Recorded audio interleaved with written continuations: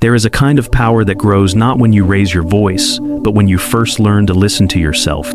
It is a quiet authority that emanates from a mind at peace with reality, a stillness that others mistake for weakness until they find it is, in fact, an immovable foundation. What if the most commanding presence in any room is not the one that shouts, but the one whose silence is earned, and whose words, when they finally arrive, land with the force of settled truth? By the end of our time together, you will understand not merely a set of phrases to repeat, but the internal architecture that gives those words their weight, an inner grammar of power that, once learned, will fundamentally change how the world responds to you. We will explore a potent phrase that acts as a social circuit breaker. But first, we must understand the circuit itself. Before we proceed, let us be clear. The philosophy we explore here is a guide for reflection, a set of tools for building personal character and resilience. It is not a substitute for professional medical advice, psychological therapy, or legal counsel. The path of wisdom is personal. It requires you to be the chief architect of your own life, consulting with qualified experts when the blueprints of your existence require specialized knowledge. Our aim is education, not prescription. Have you ever felt the quiet frustration of being right, yet being ignored? Of crafting a perfectly reasoned argument, only to have it dissolve into the noise of a louder, more aggressive opinion? Most of us have been taught, through a kind of cultural osmosis, that influence is a function of volume, that to be heard, one must be loud, to be respected, one must dominate. The modern world is an arena of competitive outrage, where attention is the prize and the loudest spectacle often wins. But the ancient Stoics knew a deeper truth, one that has become more urgent, not less, in our age of digital clamor. They understood that true, lasting respect is not commanded by force, but compelled by character. It is an echo. It is the world's response to a person who has first learned to respect themselves. The Stoic philosopher Epictetus, a man who was born a slave and rose to become one of the most revered teachers in the Roman Empire, taught a principle so fundamental it acts as the master key to all of their wisdom. He called it the dichotomy of control. It is a simple yet profoundly liberating idea. Some things are within our control and some things are not. Within our control are our judgments, our intentions, our responses, our own will. Outside of our control is everything else: the weather, the economy, the traffic, and, most crucially, the opinions and actions of other people. Most of our suffering, the Stoics argued, arises from a fundamental confusion between these two domains. We try to control what we cannot: another person's mood, a boss's decision, a partner's reaction, and we neglect what we can, our own response to those things. We exhaust ourselves pushing against gravity, instead of learning to build with it. The first step toward earning genuine respect is to stop fighting unwinnable battles. You cannot force someone to respect you. That is external. It is in their domain. But you can choose to be a person who is worthy of respect, a person whose actions and words align with their own highest principles. That is internal, and that is entirely within your power. This isn't about passivity. It is about strategic clarity. It is the difference between a child throwing a tantrum in a storm and a seasoned captain lashing the sails, steering the ship times with times the wind and waves, not against them. The storm is not in the captain's control. The ship is. Your mind is your ship. Your character is your rudder. Let us consider the story of Julian, an architect of undeniable brilliance. Julian saw the world in lines and forms, in stresses and supports. His designs were elegant, efficient, and years ahead of their time. But his inner world was a structure on the verge of collapse. In client meetings, any critique of his work, however small or constructive, was felt not as feedback on a blueprint, but as a personal, seismic assault on his very identity. He had fused his sense of self with his creations. An attack on one was an attack on the other.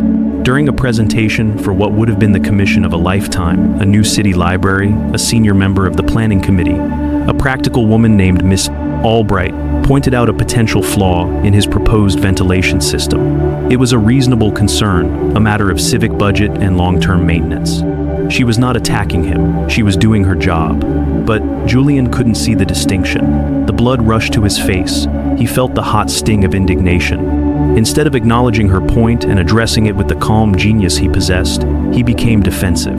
He spoke over her, his voice tight with suppressed anger, dismissing her concern as the quibbling of a bureaucrat who couldn't appreciate true artistry.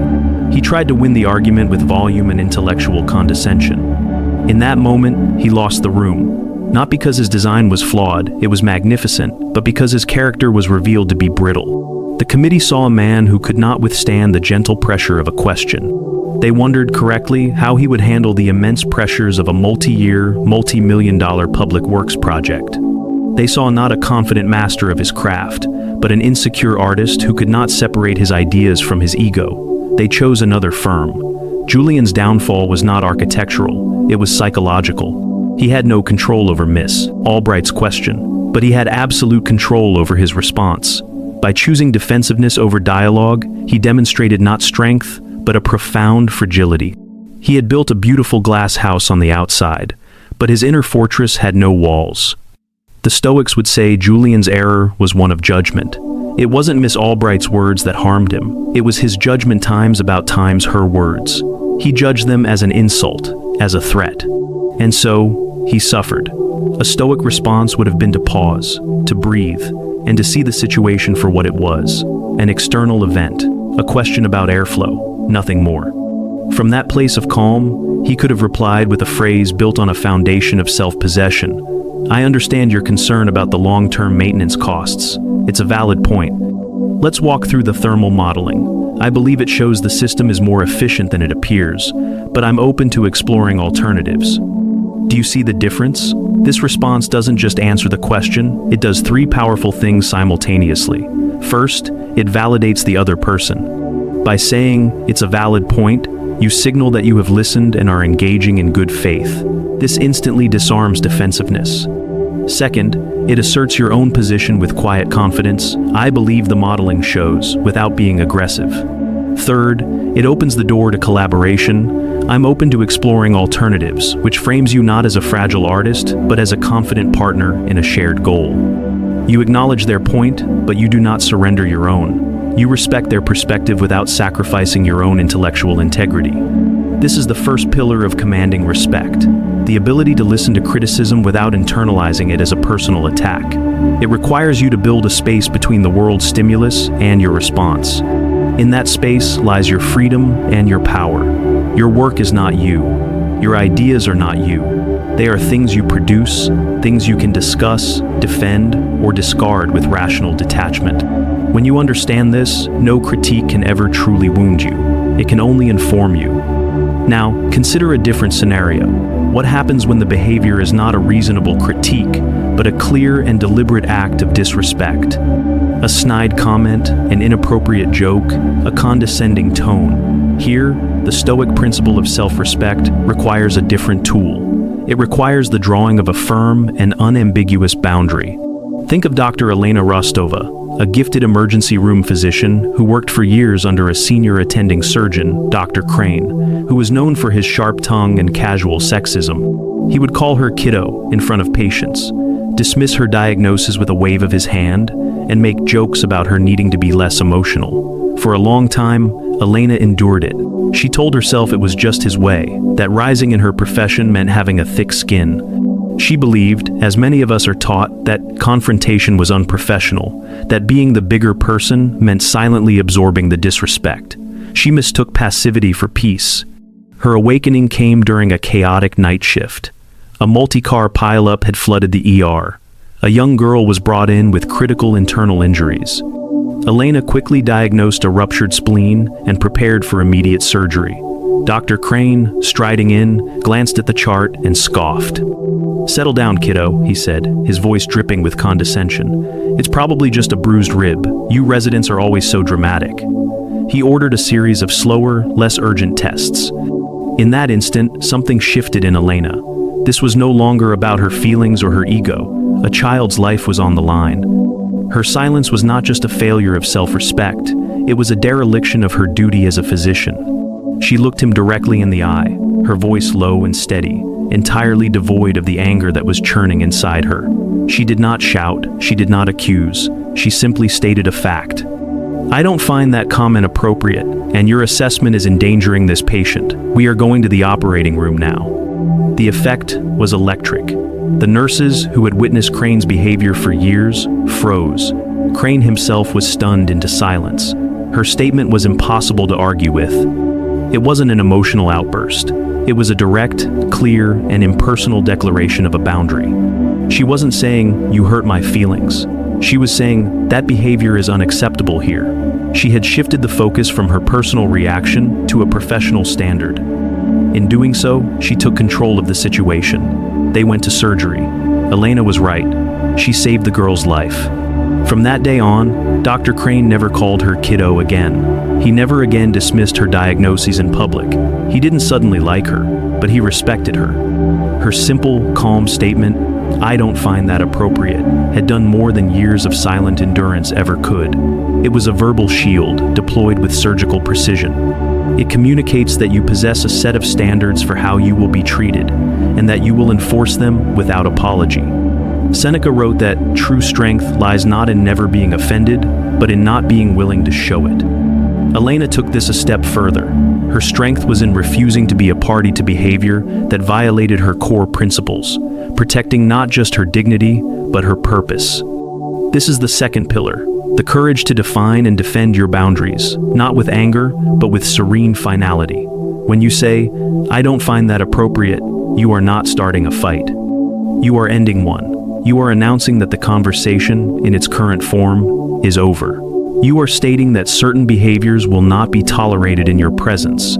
It requires no further explanation. The statement is the explanation. But what if the situation is not a single comment, but a prolonged, escalating argument? Imagine a conversation with a partner, a family member, or a colleague that is spiraling into aggression. Voices are rising, interruptions are constant. The dialogue has become toxic, a contest of wills rather than a search for truth. The natural instinct is to match the energy, to fight fire with fire. The Stoic response is to remove the fuel. This requires a phrase that is both an exit and an invitation. A phrase like, "Let's talk about this when we can both do so respectfully." This is perhaps one of the most powerful tools in your arsenal because it completely reframes the dynamic. You are not running from the conflict. You are setting the conditions for its resolution. You are saying, "I am willing to engage with you, but I am not willing to participate in this chaos. My peace is more valuable than winning this argument." In that moment, the other person is left with a choice. They can continue to rage, but now they are raging alone. Or they can calm themselves and meet you on the ground you have chosen, the ground of mutual respect. You have taken control not of them, but of the interaction itself. Epictetus taught that we cannot control the actions of others, only our response. This phrase is the embodiment of that teaching. Your response is to refuse to participate in a dynamic of disrespect. You are teaching the other person, in real time, how they must behave to have access to you. The first time you use this, the effect can be jarring. It creates a sudden silence, a vacuum where the emotional storm used to be. The other person, geared up for a fight, finds themselves without an opponent. It forces them into a moment of self-reflection, and in that moment, their perception of you changes. You are no longer just a combatant in an argument. You are the one who sets the terms of engagement. You are the one with self-mastery. There is, however, a time when even setting conditions for a future conversation is fruitless. Some arguments are not good faith disagreements. They are provocations. The other person is not interested in understanding, only in winning, in dominating, in drawing you into their vortex of negativity. You can feel it. The conversation becomes circular, draining, and utterly unproductive. In these moments, engaging further is a waste of your most precious, non-renewable resource, your time and your attention. Here, the necessary act of self-respect is to simply end it, to lock the door. The phrase is not aggressive, but it is final. I'd prefer not to continue this conversation. It is a quiet declaration of sovereignty over your own mind. You are not rage quitting. You are making a conscious, rational choice to disengage from something that provides no value. You are conserving your energy for things that matter. Marcus Aurelius, the Roman emperor and Stoic philosopher, wrote in his private meditations, "The best revenge is to be unlike him who performed the injury." When someone tries to drag you into a pointless, bitter argument, they are offering you poison. The best revenge is to politely decline to drink it. By saying, "I'd prefer not to continue," you refuse to play their game. You refuse to become like them. This doesn't make you weak, it makes you impregnable. It demonstrates that your inner peace is not for sale, and you will not trade it for the hollow victory of having the last word. You are choosing your own well-being over the other person's need for conflict. This is the third pillar, knowing when to walk away, not in defeat, but in self-preservation. This leads us to the transformation of a young entrepreneur named Marcus. Not the emperor, but a modern founder, thoughtful and quiet by nature. In the hyper-aggressive world of tech startups, his calm demeanor was often misread as passivity or a lack of conviction. His early board meetings were a struggle. Investors, accustomed to brash, loud founders, would interrupt him, challenge his data aggressively, and try to push him into hasty decisions. For a while, he floundered. He tried to mimic their style, raising his voice, becoming more argumentative, but it felt inauthentic, and he was always outmatched in sheer belligerence. Then, he stumbled upon the writings of the Stoics. He began to practice their principles, starting with the dichotomy of control. He realized he couldn't control the board's aggressive questioning, but he could control the clarity and calm of his answers. He started to see their meetings not as battles to be won, but as a kind of mental training, a forge for his character. The turning point came during a tense negotiation over a new round of funding. The lead investor, a notoriously tough man named Kaito, was trying to strong-arm him into accepting unfavorable terms. Kaito was loud, dismissive, and relentless. The old Marcus would have crumbled or lashed out. The new Marcus did something different. Kaito presented a set of grim projections, declaring, "The market is turning, your growth will stall. This is the only deal that makes sense." Marcus listened patiently, without interrupting. He held Kaito's gaze. When Kaito was finished, Marcus didn't argue with the projections. He didn't defend his company's honor. He simply said, with a quiet firmness, "I understand the risks you're highlighting, and I appreciate your perspective." He paused, letting the silence hang in the air. Then, he continued, "However, my analysis of our proprietary data leads me to a different conclusion about our resilience. The terms you've proposed don't reflect the value we've built or our trajectory." Kaito, taken aback by the lack of emotional reaction, tried a different tactic: personal pressure. "Look, Marcus, I like you, but you're being naive. Every other founder would jump at this." Marcus gave a slight, calm smile. He didn't take the bait.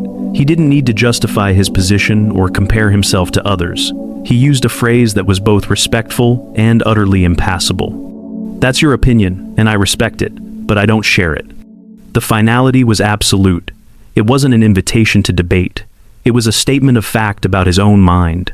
He was acknowledging Kaito's right to his opinion, a gesture of courtesy, while simultaneously asserting his own intellectual independence. He was not asking for permission to believe what he believed. He was simply stating that he did. The negotiation stalled, then shifted. Kaito, realizing that his usual tactics of intimidation were useless against this quiet wall of reason, was forced to engage on the substance of the deal. They eventually reached a compromise that was far more favorable to Marcus and his company. Marcus didn't win by being louder, he won by being more grounded. His power came not from what he said, but from the unshakable inner state from which he said it. He had built his inner fortress, and its walls were his disciplined judgments. The phrases he used were merely the words of the sentry at the gate, calmly stating the laws of the land. This brings us to the final, and perhaps most subtle, pillar. It is the ability to grant others the freedom to be wrong, without feeling the need to correct them or convert them. This is true intellectual sovereignty. The phrase, "That's your opinion, and I respect it, but I don't share it," is the external expression of this inner freedom. It is liberating. It frees you from the exhausting, endless task of trying to manage other people's minds. Most arguments are not a search for truth. They are a battle of egos. When you insist that someone else must adopt your view, you become a slave to their validation. You are chaining your own peace of mind to their agreement. The Stoic seeks to break these chains. Seneca warned that being a slave to the opinions of others is the worst of all prisons. This simple phrase is the key that unlocks the cell door. You can respect the person without respecting their argument. You can maintain a relationship while maintaining your own mind. Now, let us bring these threads together. The power we have been discussing is not a form of manipulation. A figure like Machiavelli might advise using calmness as a tactic to deceive an opponent, to create a false sense of security before striking. The goal there is external, control over the other person. The Stoic goal is radically different. It is internal, control over oneself. The calm is not a mask, it is genuine. It arises from a deep understanding of what truly matters and a profound indifference to what does not. The respect you gain is not the objective, it is a byproduct. It is the natural consequence of the world interacting with a person who is centered, clear, and in command of their own soul. The phrases themselves, "I understand your point, but I disagree," I don't find that appropriate. Let's talk when we can do so respectfully. I'd prefer not to continue this conversation, and that's your opinion, and I respect it. But I don't share it, are not magic spells. Saying them without the underlying conviction is like reciting lines from a play. The words will be hollow. Their power comes from the character of the person who speaks them. They are effective only when they are the honest expression of a mind that has been trained. Trained to separate events from judgments. Trained to find the space between stimulus and response. Trained to value its own tranquility above the need to be right. Trained to define its own boundaries and to honor the boundaries of others. Trained to know what it controls and to find peace in letting go of the rest. At the beginning, I spoke of an internal grammar of power. We can now see what it is. It is a way of structuring your thoughts before they ever become words. Its foundational rule is the dichotomy of control. Its syntax is the separation of external events from internal judgments. Its vocabulary is the calm, precise language of self-respect and rational engagement. To master it is to become fluent in the language of reality itself. Julian, the architect, was illiterate in this language, and it cost him his dream. Elena, the doctor, learned it under fire, driven by a duty that was greater than her fear. Marcus, the entrepreneur, studied it and practiced it, and used it to build not only a company, but his own unshakable character. The world will continue to be a loud and chaotic place. People will continue to be aggressive, unreasonable, and disrespectful. The storm will always be there. You cannot command the winds or the waves. But you can build a better ship. You can become a better captain. The respect you seek is not something you demand from others. It is something you grant to yourself, and in doing so, you create a gravity that pulls it from the world. It is the quiet recognition, in the eyes of another, that they are in the presence of someone who has mastered the one thing that can ever truly be mastered: themselves. Having learned to fortify the walls of our inner citadel to protect our peace from external assault, the next chapter in this journey is to examine what happens within those walls. For it is not enough to keep the world out. We must also learn to govern the world within. Our next conversation will explore the Stoic art of managing our desires and our fears, the inner traitors that can overthrow the fortress from within, long after the external enemies have been repelled. It is the work of a lifetime, and it is the most noble work there is.